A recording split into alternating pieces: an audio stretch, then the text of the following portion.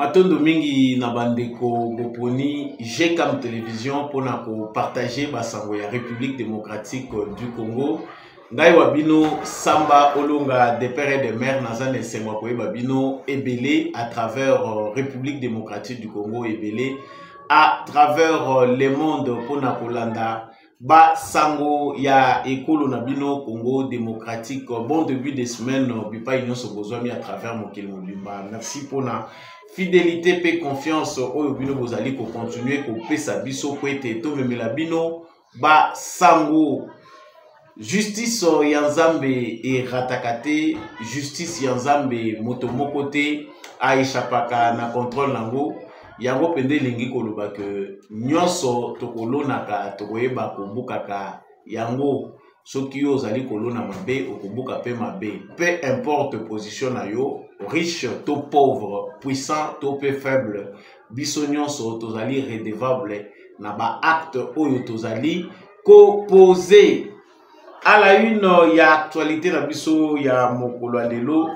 Toko banda actualité ya mokolo lelo vraiment na vidéo oyo ezali kokoma de plus en plus viral na ba réseaux sociaux na biso. Il s'agit bel et bien il y a ba information très capitale o ezali kouta na un ancien officier de renseignement français na kombo ya Alain Juillet.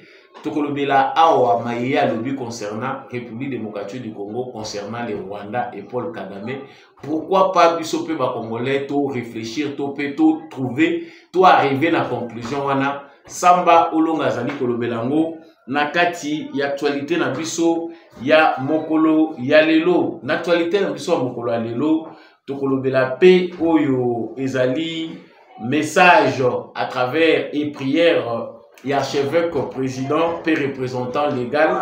Il y a église du réveil du Congo. Il s'agit bel et bien de l'évêque Ejiba Yamapia Evariste. Message naïe zali très capital pour les églises du réveil du Congo. Pour Naba Christo, il y a Congo démocratique. Question vous allez commettre pourquoi les autres confessions religieuses, pourquoi nganga nzambe mususu pe bako kite kozwa le même message pour na komeka mpe kotalisa na bayi Congo ndenge nini to sengeli to se comporter na moment ya agressivité to pe na moment oyo tozali ko traverser la diversité par rapport à l'agression ya République démocratique du Congo par les Rwanda. Nous en parlons dans le cadre de cette émission. Toko kende na front pour na kolobela nini elekaki mokolo ya lobby dimanche. Ba information ezalaki ebele ennemi a komi na sake balobi goma balingi bazwa yango. Qu'est-ce qui se passe réellement? Samba Olonga va faire une mise au point pour na kotal sabino à travers bien sûr ba analyse peu décryptage d'informations autozali nango. Il paraît que Willy Ngoma serait touché, Henri Magie, plusieurs jeunes ba témoignages ebele ba jeunes oyo balanda ki Corneille Nanga ebele ba kufi. En tout cas, ezali information oyo ezali ko circuler depuis un certain temps que Batebele nanga traîné na kati aventure na ya AFC pour bakende bo se retrouver dans le mouvement M23 bazali lisusu na bomoité y compris monsieur Henri Magie. To ko belango na kati actualité na biso ya mokolo lelo to ko bela pe ba drone ya reconnaissance pe ba drone kamikaze armée rwandaise. Oui, ils allaient abattus na baï FARDC na biso. Toujours dans cette émission, nous ne manquerons pas d'en parler. Nous allons parler aussi, c'est sûr et bel et bien, na likambo etali un certain monsieur na kombo ya Jean-Luc Kienge Vrakadio. C'est un citoyen canadien d'origine congolaise. Yé azali ko propager d'informations selon lesquelles ba officiers congolais topé ba généraux de l'Est de la République démocratique du Congo, Bazali, Bakomela qui président Félix Tshisekedi Mukanda pour n'akoyebisaye que Sengeli a négocié na ba M23 parce que Tokoka Kolonga Bitumba Wanate. Ce sont de fausses informations. Nous allons parler de ces messieurs parce que il s'est dit congolais.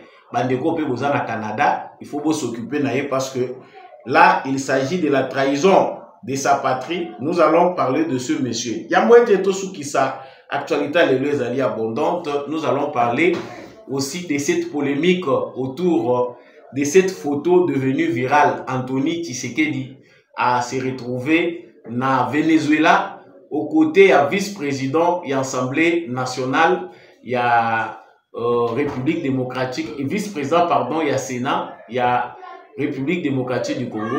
Anthony Tshisekedi était dans cette délégation au Bakendaki au nom du président Félix Tshisekedi na Venezuela. Mais comme on a eu à se serrer maintenant président vénézuélien Nicolas Maduro ezali kolobela ba congolais ebele mususu o baza komona que il n'a pas qualité, pourquoi il peut se retrouver là, est-ce que Congo est un royaume ni ne koyi kosala que Anthony Tshisekedi akende ko se retrouver kuna to kolobela ngo na kati ya émission na biso ya mokolo ya lelo ngangi na bosa na Willy Ngoma akufi to azana bomoi na émission oyo. Vous aurez tous les détails. Voilà, encore une fois, je vous souhaite le bienvenu. Nakatia émission Oyo Debout Congolais. Merci Naba Oyo, vous me déjà pour ça. Moi Namboka Samba Olonga confiance pour être Amemilabino. Basango ya République démocratique du Congo. Ce qui au pays ali balano liboso betili bakuma lamu ya kokota nakati netando Oyo. Bah geste simple tout ça la capoeite émission na biso et mata de plus en plus topé comme on a plus d'ampleur et allez ko liker vidéo oyo ko partager en et surtout pour bo sanate ko s'abonner l'étando na biso. Donc vous qui êtes en direct, je vous fais confiance, partagez live émission oyo, likez vidéo oyo, tika commentaire yebisa biso depuis wapi na République démocratique du Congo, depuis wapi à travers le monde, yo ozali ko apprécier ba information na biso topé, yo ozali ko pe sa point de vue na yo. Voilà. Yamboete to kota penda na détail, il y a information oyo na epsaki bino que monsieur Alain Juillet, un ancien officier des renseignements, haut officier des renseignements français, alobi makambo esengeli tolanda boyoka yesi mande tozongi. Il y en a un qui se prépare à devenir une très grande puissance africaine, c'est la République démocratique du Congo, du président Tshisekedi, qui essaie de régler son problème avec le Rwanda, puisque comme vous avez pu le voir, je pense, le Rwanda occupe et pille, il n'y a pas d'autre terme, la République démocratique du Congo depuis le départ de Mobutu, donc Kabila père puis Kabila fils, suite à un accord qui avait été passé à l'époque, il faut le savoir. Ce qui s'est passé, c'était que quand Kagame a pris le pouvoir au Rwanda, il était aidé par les forces spéciales américaines, bien sûr, puisque c'était les compagnies minières américaines étaient derrière. Et ils ont aidé le président Kabila, Joseph Kabila, à prendre le pouvoir au Congo. C'est-à-dire qu'après avoir pris le Rwanda, ils ont continué vers Kinshasa pour imposer Kabila. La contrepartie de la mise en place de Kabila au Congo, ça a été de donner les mines de tantal et de cobalt de l'Ituri et du Nord Kivu au Rwanda. Donc le Rwanda a exploité pendant des dizaines d'années les mines qui étaient dans cette zone-là. Et maintenant, évidemment, les Congolais disent ça suffit. Maintenant, on veut récupérer ces mines. Il n'y a aucune raison que le Rwanda exploite des mines en nous pillant sur le territoire national. Donc c'est ça l'histoire de ce qui se passe aujourd'hui, la guerre là-bas qui est terrible, parce que je vous signale que on parle des guerres, nous, la guerre au Moyen-Orient, la guerre en Ukraine, mais il y a beaucoup plus de morts en Afrique, dans la guerre en Ituri, il y en a dans les deux autres. Personne n'en parle. Ça pose problème. Personne n'en parle. Et je le dis pour les dames de l'assistance, cette guerre a un triste record, d'après les spécialistes de l'ONU. Ça triste record, c'est que c'est une guerre dans laquelle le viol des femmes est une arme de guerre, et on estime le viol des femmes à peu près actuellement à 500 000. C'est pas une. Vous voyez, donc c'est très grave et très sérieux. Alors, bon, je pense que Tshisekedi est en train de gagner, parce qu'il a maintenant l'appui de tout le monde, y compris des Américains. Ça, c'est très important. Les Américains ont lâché Kagame, parce qu'effectivement, ils disent que ça ne peut pas continuer comme ça. Donc, vous voyez, tout ça, c'est en train de bouger, si vous voulez. Je crois que j'ai fait pratiquement le tour. Na banza biso nyonso ba Congolais belé na kati ya ba réseaux sociaux tokutani na vidéo oyo. Je venais de le dire au départ que Kombo Naye Alain Juillet, là il parle de la République démocratique du Congo. Ce sont des informations qui nous concernent. Moutouana, il n'a rien à voir directement avec la République démocratique du Congo. Tomoni Malam que c'est un Français, il est très âgé. Aza Batoyo, Bazali, Koyeba Makambo Ezali, Kolekana Mukili, parce qu'ils ont longtemps œuvré dans les services de renseignement. Mais à Sali conférence naye où Azali Kolobela Makambo Ezali Kolekana Afrique et surtout aussi dans Grand Lac, notamment la République démocratique du Congo. Lecture naye ya situation par rapport à l'information Azanango, le Kola, un des anciens officiers de renseignement français, ezali kosenga que biso nyonso ba Congolais to si pencher pour to yeba. Est-ce que erreur ezali de sa part par rapport à makambo ya uti koloba, makambo bino bo uti kolanda? Ce monsieur, en parlant de la République démocratique du Congo, azali kopé sa ba détails importants ya situation ndenge lekeli na Congo. Ndenge nini Joseph Kabila aye na pouvoir? Pourquoi il a été amené au pouvoir? Quel était le rôle de Kagame? Et pourquoi aujourd'hui les Américains lui ont tourné les dos?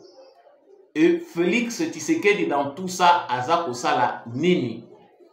J'ai sélectionné cette vidéo pour vous, chers Congolais. Na banza malamu bolandi pe vidéo le Bolangai français à langue officielle de la République démocratique du Congo. Cet officier français azana nini po na ba information nini ya azana ngo de plus spécial ko été apé sa biso lecture la situation si impeccable. Pendant ngamu na biso na République démocratique du Congo, il y a des gens qui ne comprennent pas la situation, le lenge ya azako expliquer yango. Nous avons en République démocratique du Congo des gens qui comprennent ce que monsieur Alain Juillet est en train de dire. Monsieur Juillet azali koloba que Félix Tshisekedi azali ko accomplir tâche moko ya monene. Ya koko misa Congo puissance kopé sa Congo place naïe. Et il est déjà en train de le faire. Ba américain va finir par couper sa Kagame Mukongo. Le monde entier a tourné le dos à Kagame après l'avoir utilisé. Ba même américain va isoler. Est-ce que monsieur Wana âgé, très âgé qu'il est, qui sait que Moutatier Maloba Oyo na muno. Mais nous avons des Congolais au même moment.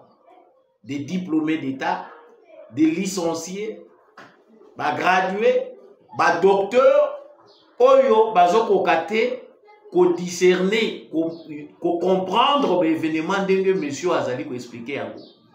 Est-ce que c'est parce que ces gens-là, bazali te na maîtrise la situation, bazali suffisamment informé pour comprendre la réalité aujourd'hui telle qu'elle est, ou c'est par mauvaise foi que certains Congolais font semblant de ne pas comprendre la réalité? Chers Congolais, j'ai choisi cette vidéo, chers téléspectateurs, chers abonnés, vidéo ndenge touti kolandango ezali synthèse, ce n'est pas une vidéo en intégralité. C'est un monsieur qui essaye aussi d'expliquer aux Européens la réalité telle que se passe en Afrique. Makambo yo batumusu bazoko ko comprendre était en tant qu'un ancien officier de renseignement. Sur base de ces informations, il donne une opinion oyo est incontestable parce que plusieurs Congolais pensent de la même façon. Koyebisa batuke totika ko combattre Félix Tshisekedi, c'est vrai, c'est un humain comme nous autres Congolais. Azande na mosala makasi ya kozongisa Congo na esika o esengeli leadership ya Congo kosala Congo eza la puissance. Il faut tous à la patient vis-à-vis na Tshisekedi to pesa ye temps à accomplir mission na ye tâche o yazana ya. C'est dommage que des Congolais au 21e siècle maloboyo logo les hommes na monoko ya mondele batu mususu ba ko croire ngo plus que oyo biso to lobaka chaque jour awa. Il y a des gens qui ne comprennent pas ça. Tout le baquet Félix Tshisekedi y a quelqu'un qui comprend monsieur Alain Juillet, pardon, pour être à l'obéla makambo na l'olenga za ko l'obelango si clairement nous devons en tirer toutes les conséquences et comprendre pourquoi nous devons soutenir notre frère, le fils du pays, Félix Tshisekedi. Sans mibale nazali kolobela na kati ya actualité oyo ezali concernant la prière et les messages. Il y a archevêque pe président représentant légal, il y a église du réveil na Congo, azali pe président, il y a plateforme, il y a confession religieuse. C'est Ejiba, il y a Mapia Evariste. C'est vrai, makambo biso toza komona na église ya réveil, to pe ba église na kati ekolo Congo ezali ko pesa biso goûter, il y a ko se pencher sur nos églises pour espérer la délivrance de notre nation. Ça dit to koma biso moko na foi na biso en tant que ba congolais toza ko espérer que lobby Congo est la meilleure. Mais j'ai préféré aujourd'hui sur base ya vidéo na yoki na za ko yoki sabino ango toyoka makambo lobby to mona si ezali penda malamu tote tolanda.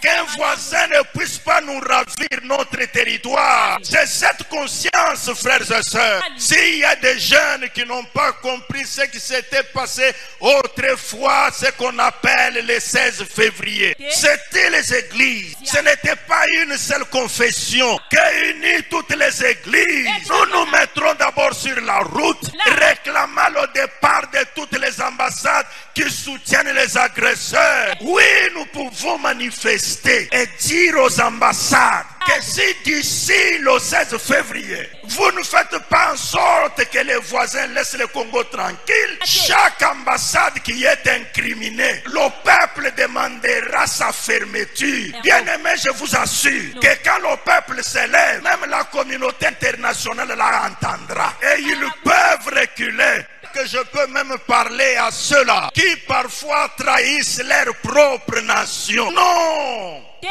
Un chrétien, quelles que soient les raisons, il ne peut pas trahir son pays. J'ai besoin de faire en sorte que tu deviennes un bon patriote, même si tu es rempli du Saint-Esprit. Priez pour ce qui se fait à l'Est, en priant pour les FARDC, en priant pour les Ouazalendo. Ça n'a rien à voir d'être qui de la mouvance, qui de l'opposition. Ainsi, j'incite chacun de nous qu'il est important de prier pour la République démocratique du Congo. Priez pour le roi afin que nous ayons la paix. Alors nous allons prier pour le président de la République et pour les institutions de la République. Bénis-les. Demande à Dieu de protéger le président de la République, de protéger les institutions de la République et de leur donner sagesse et force. Élevons nos voix, prions le Seigneur. Parle à Dieu.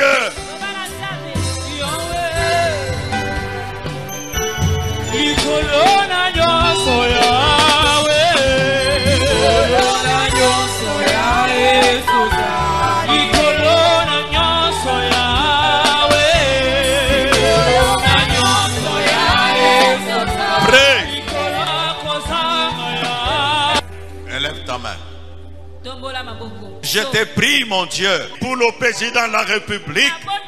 Ô éternel Dieu des armées, tu lui donnes force et sagesse, tu les protèges, tu lui donnes la victoire contre tous ses ennemis.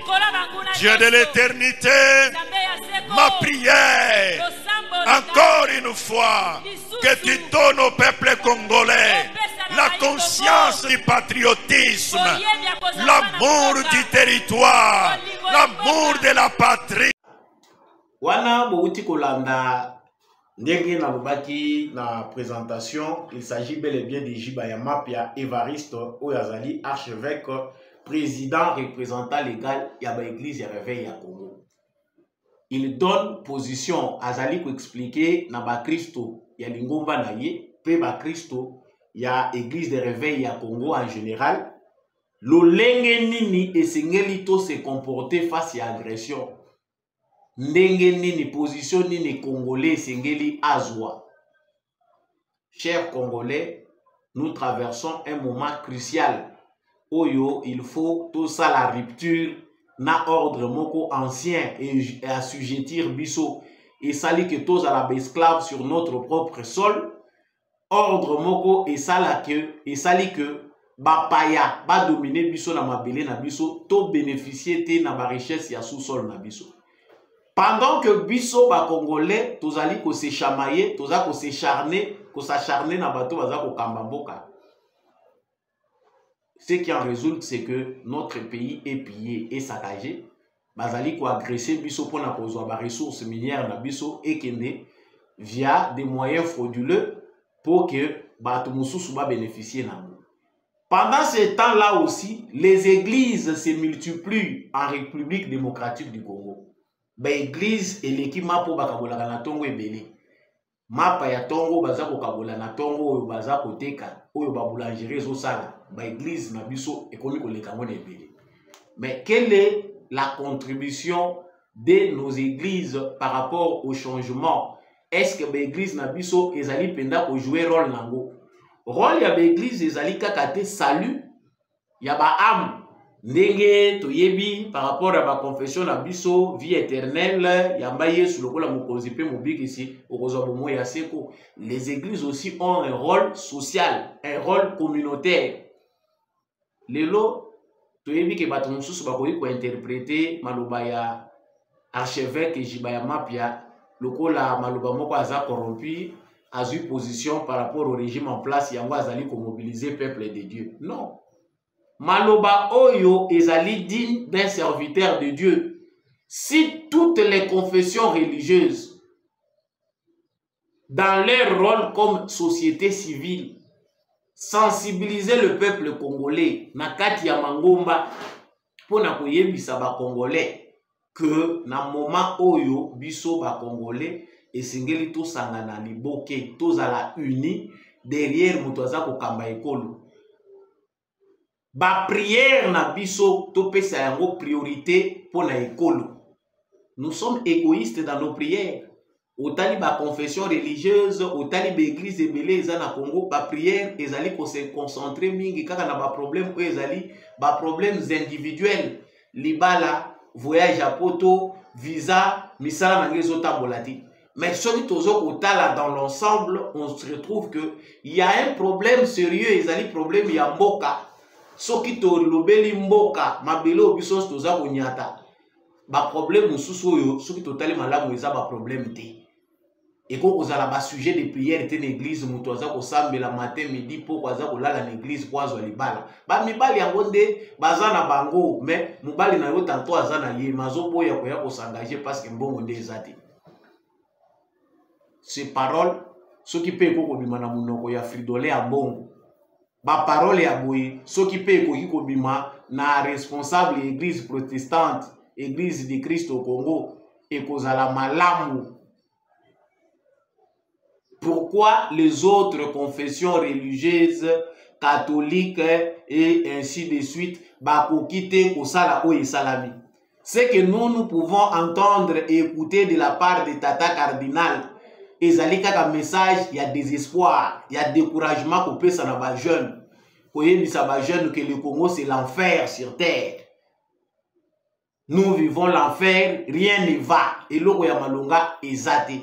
Mais on ne voit pas des prières, des séminaires pour na kosambela pour na ekolo ko conscientiser ba Congolais que sengeli tozala uni pour que agression oyo esila pour que totombo lekolo na biso to sambela pona bato baza ko kamba ekolo nzamba pesa bango bwanya nzamba pesa bango mayele wana Tata Cardinal toko komona ngote wana toko yiko yoka ngona 5 côté soki balobi ke boza ba politicien en soutane bosiliki.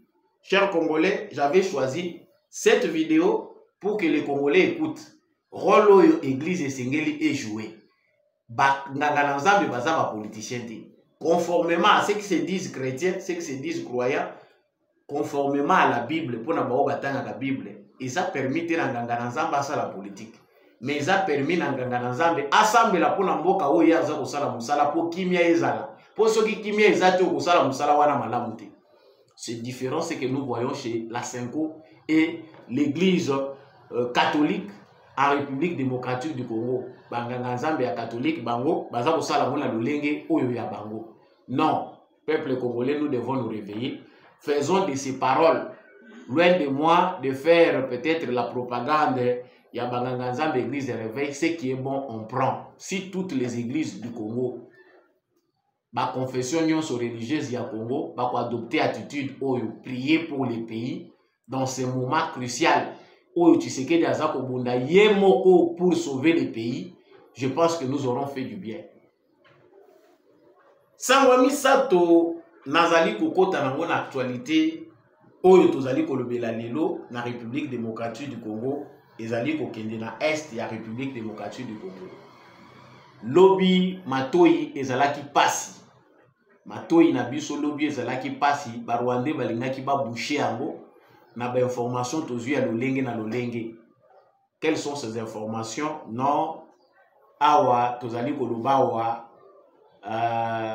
sake eza déjà na maboko ya ba terroristes et armée rwandaise et tukali mukeba kota na Goma. Pourquoi nous avons entendu de telles informations? Ba information oyo eutaki wapi?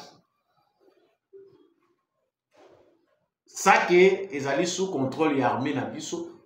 Ba terroristes et armée rwandaise bayaki non objectif nini?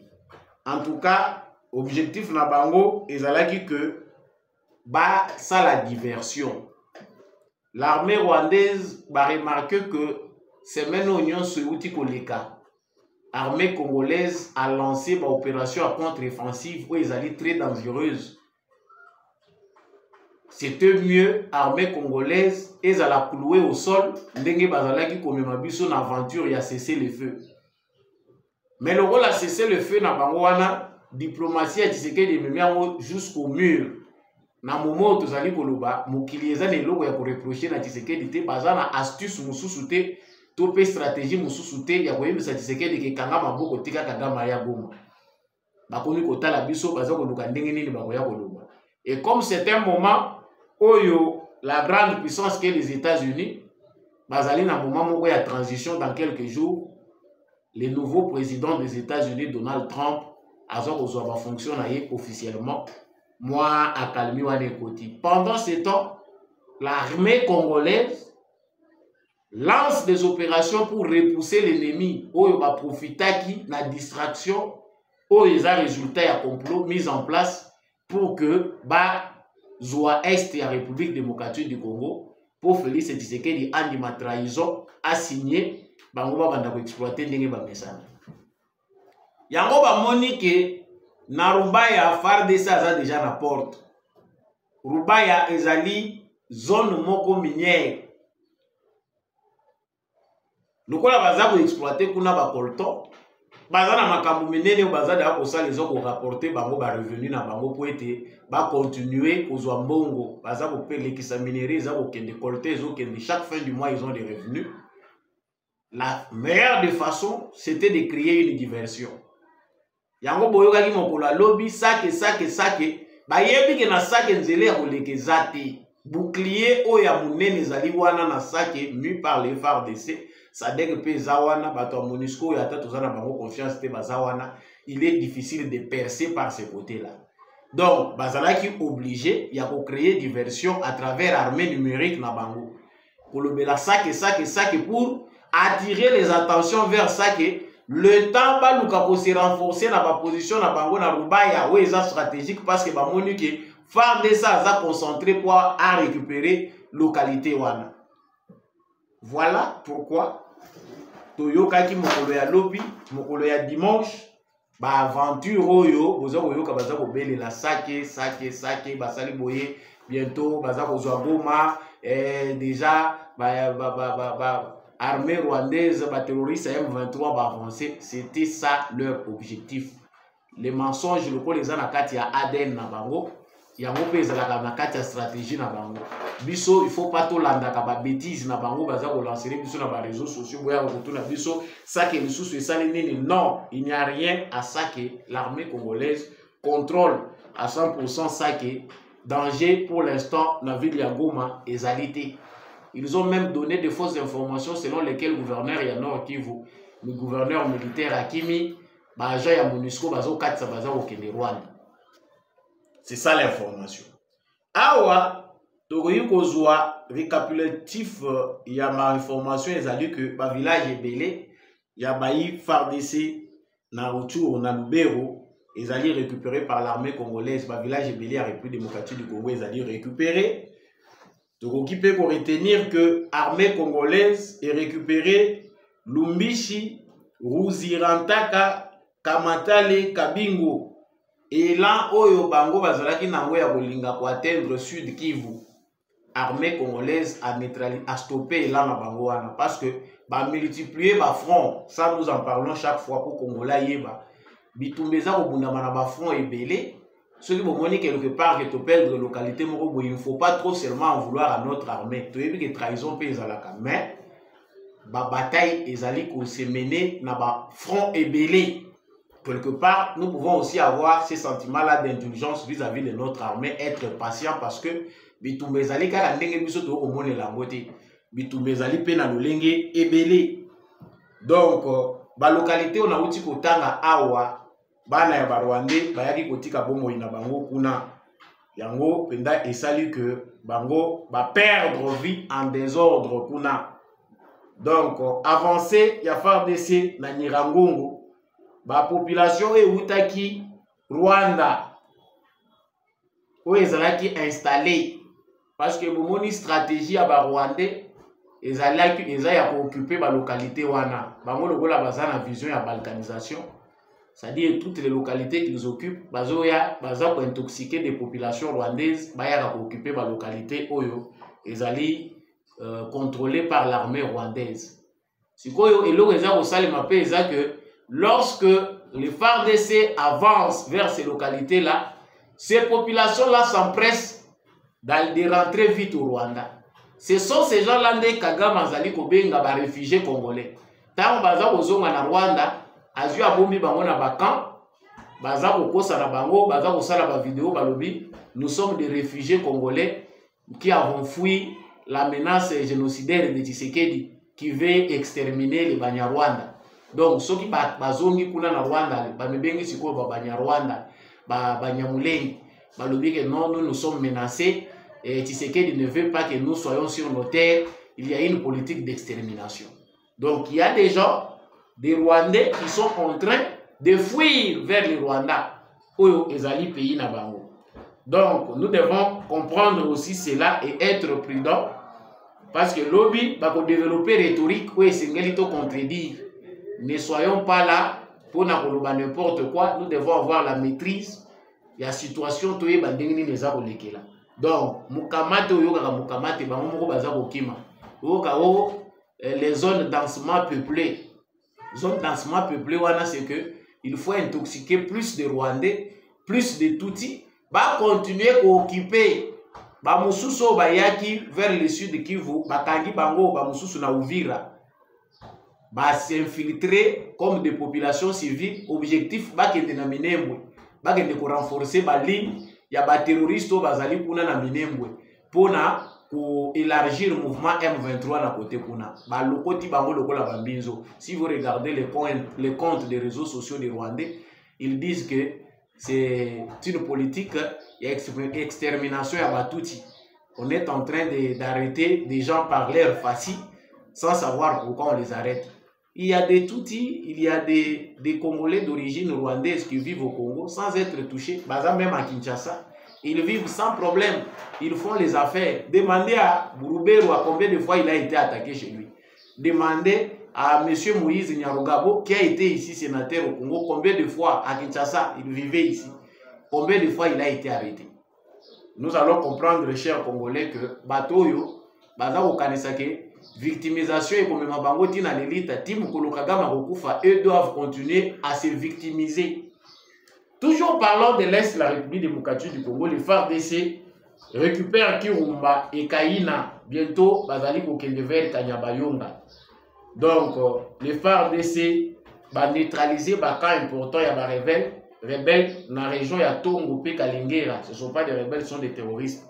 Wanezali, na parc, il y a Virunga.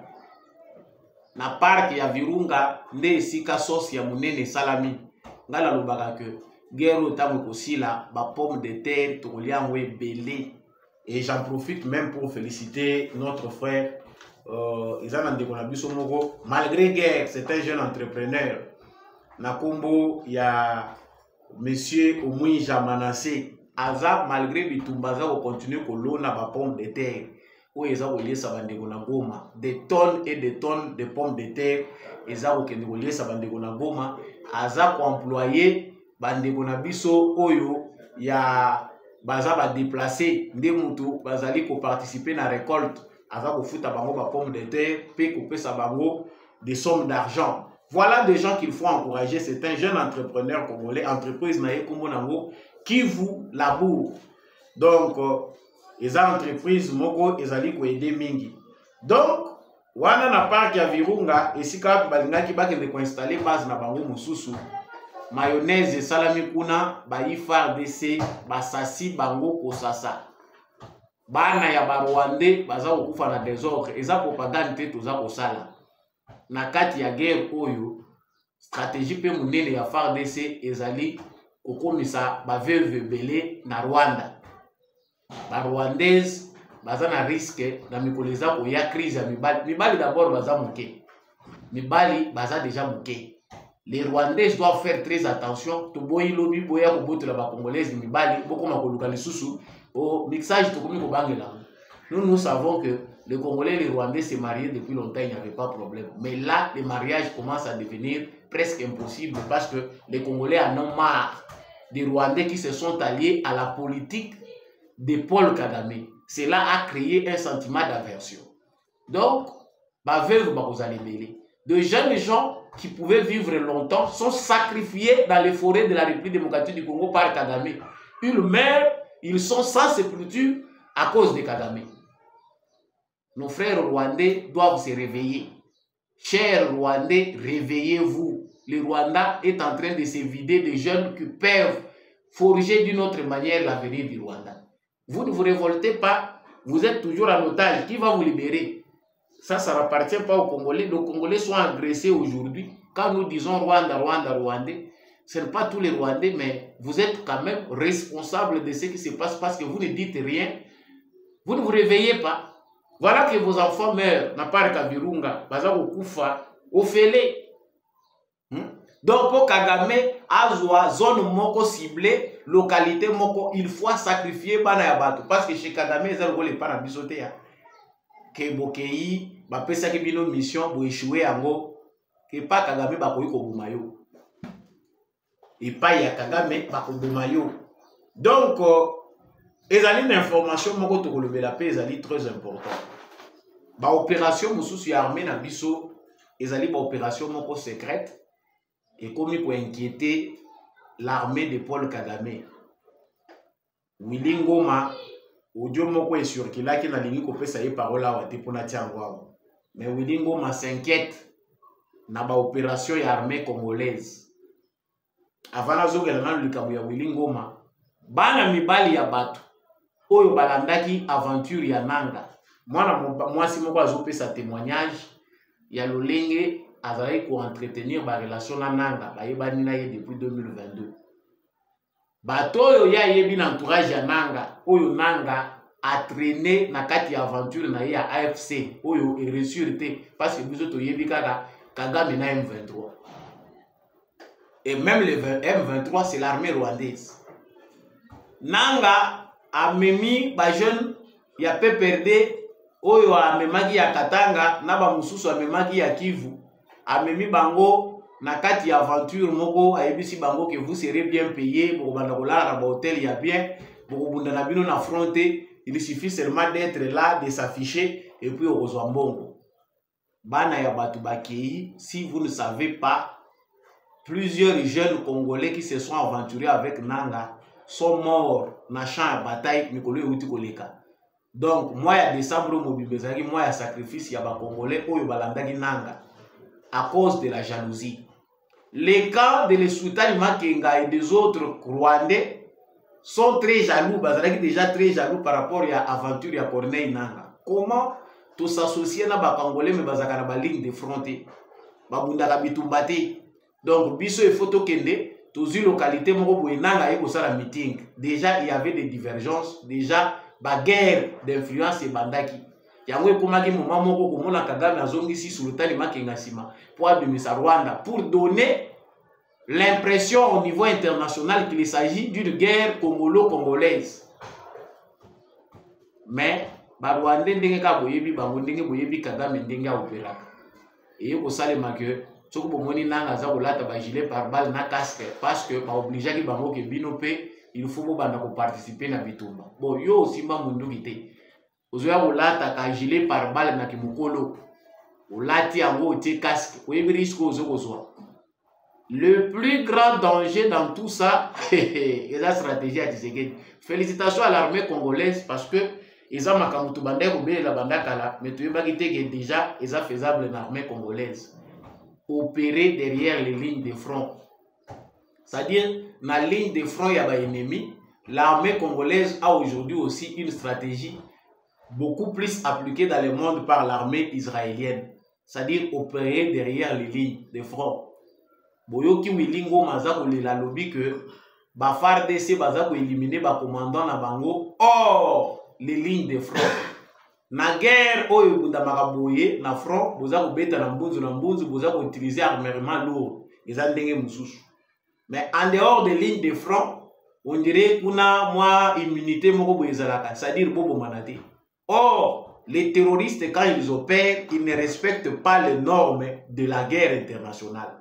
Le M23 c'est un mouvement terroriste, l'armée rwandaise opère comme une armée terroriste. Tant bazoya ko bazo localité moko boye, bazako terroriser population, bazali koya na ba bombe. Ba drone kamikaze ezoya, bazako utiliser te ba norme ya armée moko moderne. Oyo bango bazali ko sala eza contre convention. C'est une armée terroriste, ce n'est pas une armée normale. Bazako tirer ba obus na ba place aux populations civiles ezali. Ça, ce n'est pas une armée normale. Et l'autre raison pour laquelle nous nous en prenons à l'Union européenne qui continue à collaborer avec les Rwandais.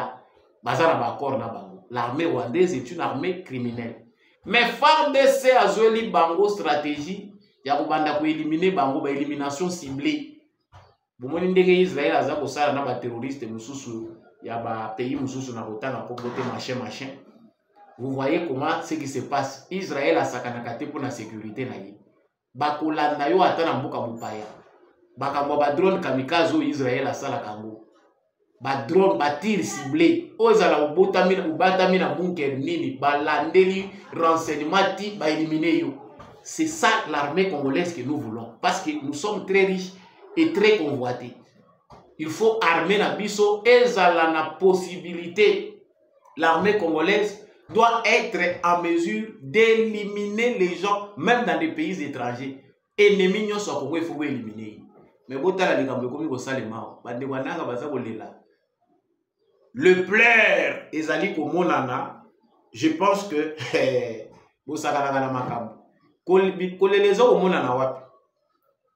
l'armée congolaise eza coopérer en dehors des lignes de front et eza éliminer ba commandant. Tant que yaka tozo ko pesa bino ba information to lobi que vous voyez, commandant ya ba RDF bakufi mibale, commandant ya RDF akufi moko, commandant ba RDF bakufi misatu. L'armée congolaise opère aussi en dehors. Ba élimination ciblée est commis. Ba armée congolaise, ba force spéciale, ba commando na biso, ba kendaka pe ko sala ba élimination. C'est-à-dire ba kei na ba sniper na bango, ba éliminer commandant moko aza ko diriger zone telle. Donc une fois qu'on élimine les leaders, ba yebi ki troupes eza en débandade. Oui, tikali wana eza musala ba wazalendo na ba soda mususu ya mulongo. Déjà ba commando basi ba sali opération na bango. Ces stratégies-là, l'armée congolaise commence à opérer aussi de cette façon-là. C'est dans ce sens-là que Boyoki Bazagoloba, c'est entre guillemets, on va encore vérifier davantage que Henri Magie n'est plus. Boyoki Balobi que Willy Ngoma, Tandai Bango embuscade, na convoi na Bango. Source na Bango et ravitaillement économique aux un problème. L'armée congolaise travaille là-dessus. Et Zana Ilo Munene, l'armée congolaise, Zana Katia Kosala, c'est d'arriver à éliminer ba chef oyo bazali coopérer na armée rwandaise. Soki armée congolaise azali na moment oyo à mesure ya ko éliminer ba chef na bango, ba commandant na bango, nous sommes dans les bons. C'est les deuils. Yango zo mona ke Kagame a commis na stratégie à chaise musicale ko changeaka ba chef d'opération pamba pamba. Ba commandant baza ko mener ba opération ezaka ka muke muke balongoli batindi mususu ba ko sila. Qui bango que outre l'armée congolaise, il y a déjà une armée céleste. Moi je suis croyant, il faut croyant en dehors d'être parmi les militaires, presse, je suis aussi intercesseur, je prie pour mon pays. Avec confirmation et avec conviction spirituelle que l'armée est connue coopérer dans l'Est du Congo, ils ont ça que mindele bakamwa, ils ont le sort ordinaire. Outre les prouesses de l'armée congolaise, l'armée céleste est déjà sur terrain. Ils seront confondus. Tant que le babamaboui, ceux qui ne sont pas faits pour comprendre de quoi il s'agit, flou. Oh, vous avez un rêve, parce que vous avez un la résistance au père Félix Tshisekedi sur le terrain avec nos FARDC, elle est hors des stratégies humaines. Ça, c'était une parenthèse. Oyo, vous allez préparer spirituellement de quoi je parle. Vous allez vous manifester en commentaire. Donc, voilà, pour ce qui s'est passé, Nanga, Abomisi Batebele, il n'y a pas beaucoup de parce que c'est le salaire du péché. Batebele mususu bakufi ba mususu bazali na mililo na bango baza kozela oye boya kolanda bango après. Mais la bonne nouvelle aujourd'hui ezali que ba drone kamikaze ya armée rwandaise mi balé lisusu et finanaki. Donc ba drone wana ekwei lisusu na kati ya donc la population. Je pense que déjà zola kisango ba drone oyo ba vidéo bozo komona ezali ba vidéo ba drone wana ndenge bozo komona na ba ezoleka ekwei ba population ko ko contempler en gros. Il y a des drones de renseignement, ils appellent ba drone kamikaze. Et mususu ezokufaka ka yango moko. Mususu armée na biso ezoboma, mais il faut pas trop ba ezokufaka yango moko. Les systèmes de défense anti-aérien ya RDCP eza opérationnel. Ba drone oyo eza kokufa wana eza teke eza kokufa ka pe yango moko eza ba drone oyo ezali coopérer na zone oyo système de défense ezali. Baza ko bomango ko neutraliser à partir ya likolo to ka mokate soki bozo ko mona ngo eza ko koyaka musala pe eza na kati ya ko salema. Donc voilà pour ce qui est de la situation à l'est de la République démocratique du Congo. Et là, nous allons vous présenter une image à Ilongi Muto Bozo Mona. Moutouana Bozo Mona, ce monsieur-là s'appelle citoyen congolais qui est maintenant canadien. Mais ce monsieur-là, tout est photo na yeko bandeko Bozo na Canada, botage yebie bolandela ye, monsieur Jean-Luc Kenge, Vac Radio, citoyen canadien d'origine congolaise, qui est à Ottawa. Monsieur Wana Azali ko publier ba information. Les messieurs là que vous voyez publient des informations selon lesquelles des officiers supérieurs de l'armée congolaise Bazali ko bakomeli président Félix Tshisekedi Mukanda, des généraux. Ils exhortent les chefs de l'État à un compromis avec le M23 en vue de stopper la guerre. Donc, Yé Moutaza a publié lettre wana, Yendepe Moutaza auteur Yamakamwana ba information wana. Monsieur, on nous dit qu'il est proche de Moïse Katumbi. Il réside au Canada ndenge na lobi. Yo, aux destiné au Ndimi, au désorienté opinion congolaise au profit du Rwanda. Messieurs, nous allons vous pourchasser partout, messieurs. Les Congolais qui trahissent les pays jusqu'à ce point-là, il n'y a pas de problème dans l'armée congolaise. Vous avez contacté les militaires congolais, certains militaires, pour bakota na kati ya jeu na bino. Faut tout na Moïse Katumbi bien. Tant wabimi libanda ya mboka. Est-ce que monsieur Moïse Katumbi a été chassé? Pourquoi jusqu'à maintenant il n'a pas le courage de revenir? Pourquoi aza ko continuer ko tilingana libanda oniri mwana babengani? Omoni mwana soka sali mabe, ye moko na mama na ayebika ke mama aza déjà informé. Ye moko azomiki melanda. Eza comportement tozo komona na Moïse Katumbi. Ye moko aza okima. Bokokima ebele. Boya koloba te que non vous êtes exilé. Bokeba na Congo ya lelo bakoki ko péché yo. Na lobaki awa ke opération Ndoboyo ezaka kapona bakoluna te. Opération Ndoboyo bokeba la Tshisekedi eza opération même pour des politiciens. Ne pense pas que même à n'importe quel coin du monde que yo batami. Le Congo se construit sur le plan sécuritaire de sorte que soki ba mubutiste ba bikaka muzepa ya leki ebele bokumati bokozonga na mboko boya kosamba.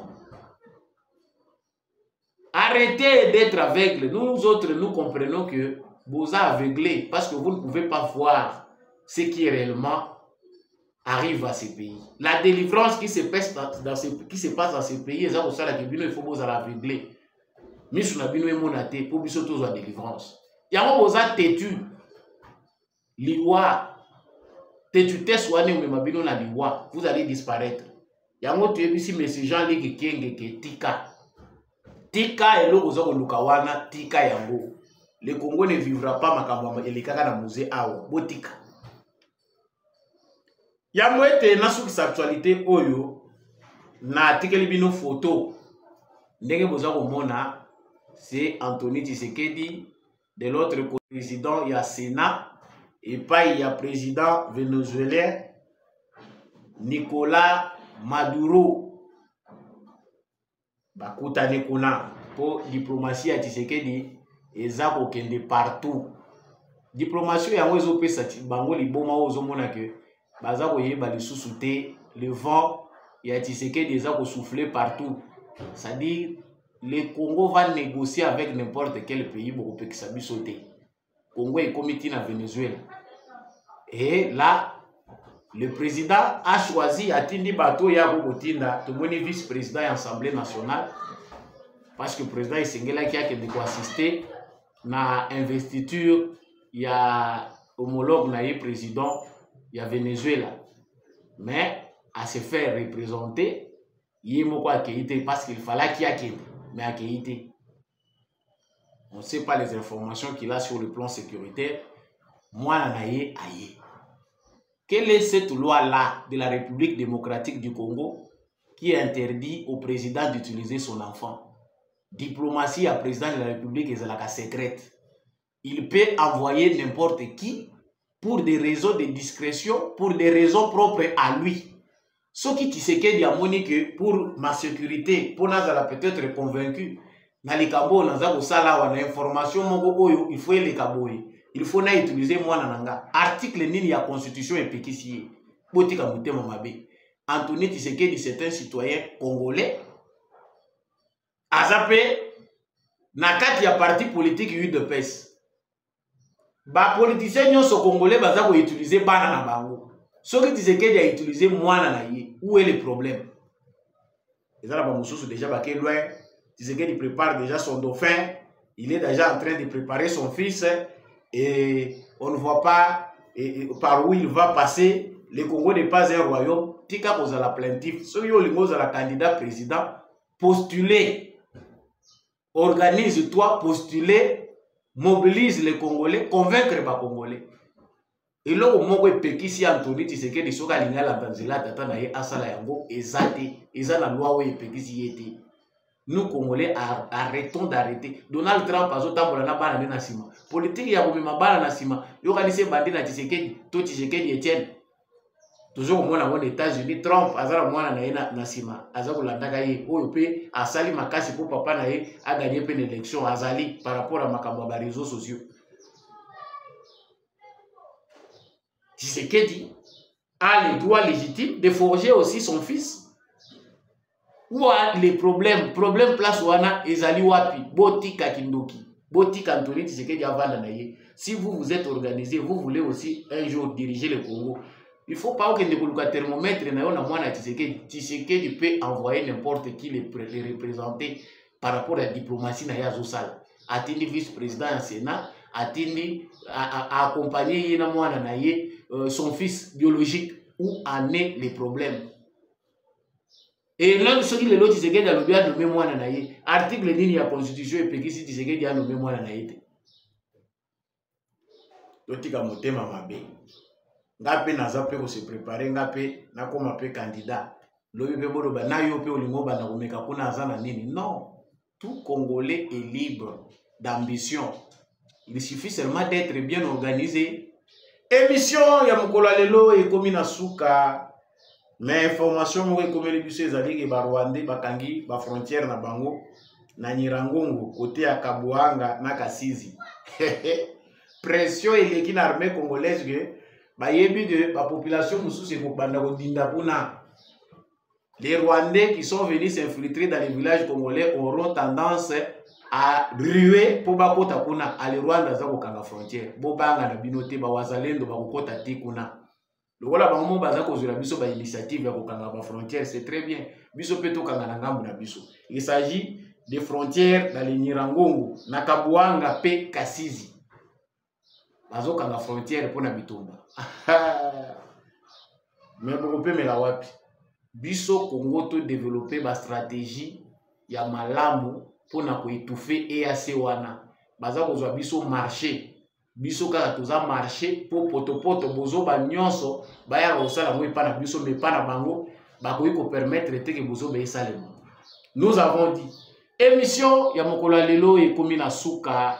Ndeko Samba Olonga, nde mutazaki na présentation comme d'habitude. Merci na bandeko nyonso vous allez en direct. Partagez live Oyo. Abonnez-vous si vous n'êtes pas encore abonné. Surtout, kobo sanate ko liker. Likez vidéo Oyo. Tika pe na commentaire depuis wapi Yolanda Kibiso na République démocratique du Congo. Depuis wapi Yolanda Kibiso à travers le monde. Merci à tous ceux qui nous ont suivis de partout. Merci. L'équipe technique a décombé à chaque Kambaki Biso pour cette émission Oye Koma na Bitando na Bino. Maton de Mingi n'apôtre Gérard Kabeachovo. Maton de la Jean-Louis Timbalanga, l'homme de la vérité de Zurno. Merci à Papa Boniface Mpunga, monsieur le maire. Merci à Papa Maurice Kikanala depuis l'Irlande. Maton de Mingi na Papa Freddy Ngwama. Merci na Papa Paulin Chika, Maman Bill Bilonda, Maman Lisette Mombendou, Maman Rose Sirikari depuis Maryland. Merci Mingi na Maman Vedastine Ntanga Lukoji depuis Lubumbashi na Katanga. Merci na Maman Nationale Sylvie Kaibantumba. Na ba oyo nyonso bolingaka Samba Olonga. Moi aussi je vous aime beaucoup. Appréciez cette émission en likant et en partageant. Celui pour s'il plaît qui n'a banalise na naïté. On reste congolais, on est ensemble. C'est dans l'unité et dans l'amour que nous allons reconstruire notre très cher beau pays. On se retrouve prochainement avec un nouveau numéro. Au revoir.